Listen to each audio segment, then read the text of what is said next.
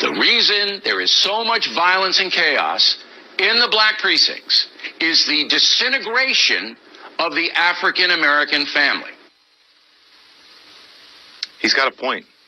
In fact, he's got more than a point. Bill? Raised without much structure, young black men often reject education and gravitate towards the street culture, drugs, hustling, gangs. Nobody forces them to do that. Again, it is a personal decision. He is right about that too. But in my estimation, he doesn't go far enough.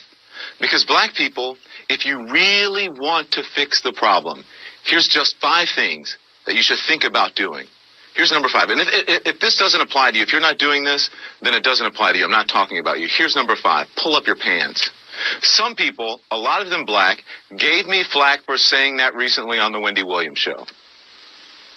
If you're sagging, it means I think it's your self-esteem is sagging and who you are as a person. It's sagging. Young people need to be taught respect, and there are rules. Sagging pants, whether it's Justin Bieber or no-name Derek around the way, walking around with your ass and your underwear showing is not okay. In fact, it comes from prison when they take away belts from the prisoner so that they can't make a weapon. And then it evolved into which role a prisoner would have during male-on-male prison sex. The one with the really low pants is a submissive one. You get my point? Number 4 now is the N-word. For our generation, what we did was we took the word and we took the power out of that word. We took this word and we made it into poetry. I understand poetic license, but consider this. I hosted a special on the N-word, suggesting that black people stop using it, and that entertainers stop deluding yourselves or themselves and others that you're somehow taking the word back. By promoting the use of that word when it's not germane to the conversation, have you ever considered that you may just be perpetuating the stereotype the master intended, acting like a nigger? A lot of African Americans took offense to that too, and I wondered if I gave the right advice. I really did. But confirmation came the very next day on my way home when I exited the subway on 125th Street in Harlem. This little kid in a school uniform, no older than 7 years old, he was crying his eyes out as he walked down the sidewalk with his mother. I'm going to be honest here. She turned to him and she said, "I'm sick of you. You act like an old-ass man. Stop all that crying, nigger." Is that taking the word back? Think about that. Now, number 3, respect where you live. Start small by not dropping trash, littering in your own communities. I've lived in several predominantly white neighborhoods in my life.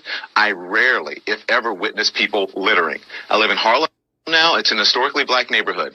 Every single day I see adults and children dropping their trash on the ground when a garbage can is just feet away.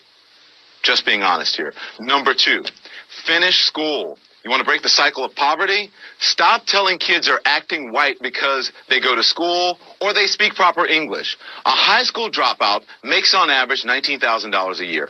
A high school graduate makes $28,000 a year. A college graduate makes $51,000 a year.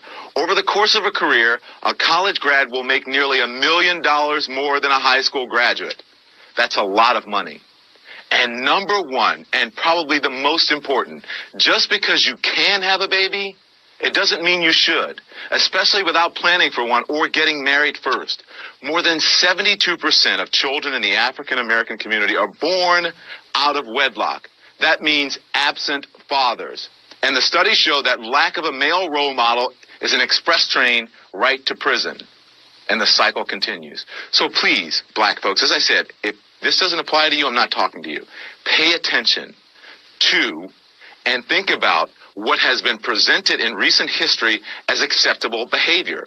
Pay close attention to the hip-hop and rap culture that many of you embrace, a culture that glorifies everything I just mentioned, thug and reprehensible behavior, a culture that is making a lot of people rich, just not you, and it's not going